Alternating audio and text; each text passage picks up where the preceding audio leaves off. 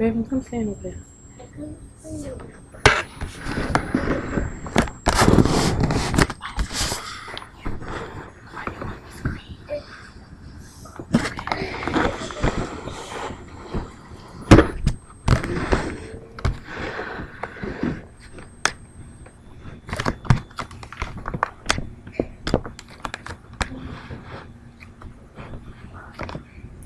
Okay, well, hello and welcome. Today our topic is going to be on hand washing and some of the benefits that can come of hand washing.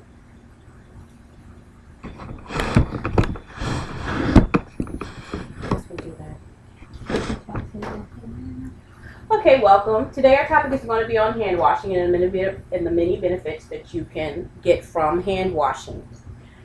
Our number one defense from spreading germs is hand washing.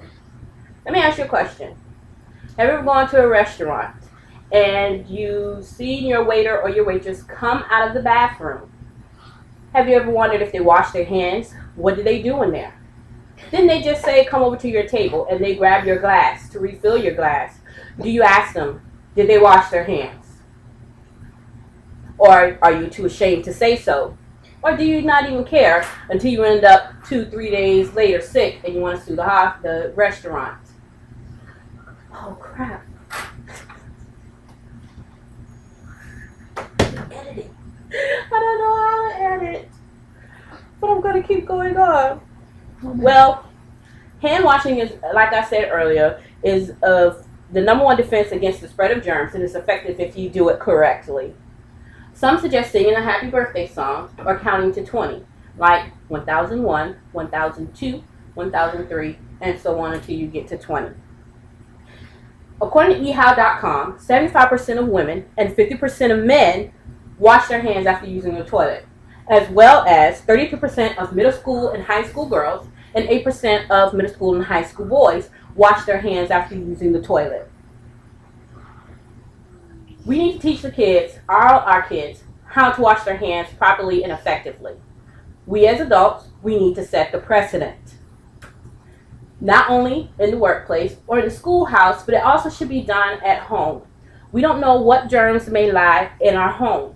Germs can lie dormant on a doorknob, the counter, the table, etc.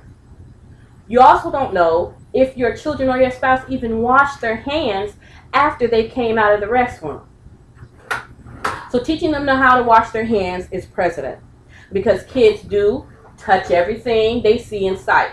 They touch their little runny noses, other kids' little runny noses, dogs, cats, bugs, whatever. They put things in their mouth, they put it down, other kids come and grab it. We don't know what's on these things, so it is precedent that we wash our hands. The first way that you want to do it is you want to set up some running water. You want to make sure the water is nice and warm. Once you get the water to the temp that you need it, you're going to wash your hands.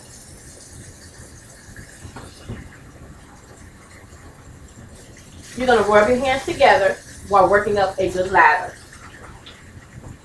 You want to make sure you pay special attention to in between the fingers, the back of the hands, as well as the front of the hands, and under your fingernails. You just want to swipe under the fingernails to try to get any dirt or any germs that may be under it. And you want to make sure you count to 20.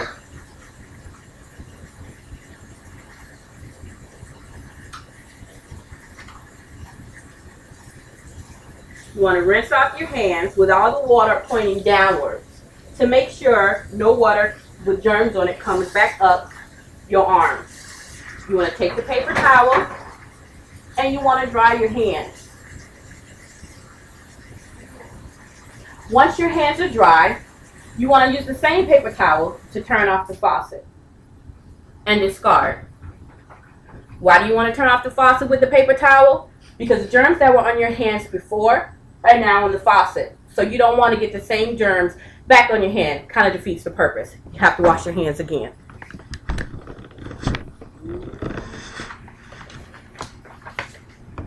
There are many types of germs that you can get from not washing your hands. such as nosocomial infections. Nosocomial infections are infections that are acquired in the hospital. Say the doctor, nurse, the nursing assistant, or any supporting staff, they come to you, they bring you your food, they take your blood pressure, your temperature, and they don't wash their hands. This is how you can get these infections. Some nosocomial infections that you can get: C. diff.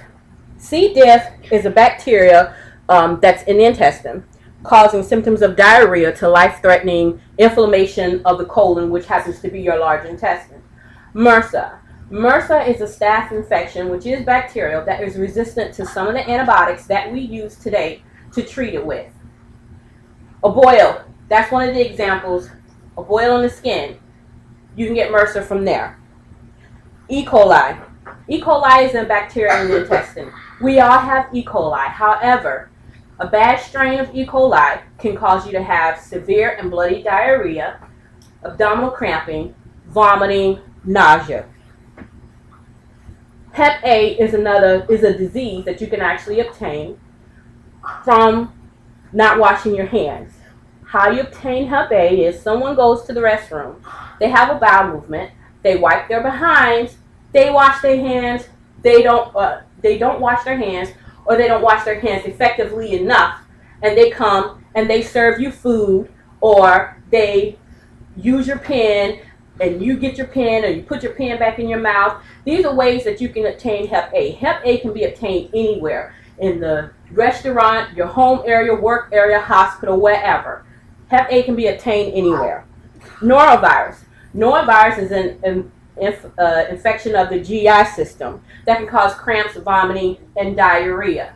So that's why it's very important to make sure that you wash your hands. If you are not able to wash your hands, you don't have access to soap and water, then it's good to use hand sanitizer. Some of the hand sanitizer advertisers, they kill up to 99.9% of viruses and germs. The way you want to use hand sanitizer is, you want to just take a small dab of it and rub it in your hands like so until it's dry.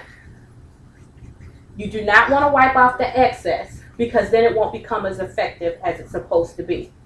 Don't shake your hands, just continue to rub until it's dry.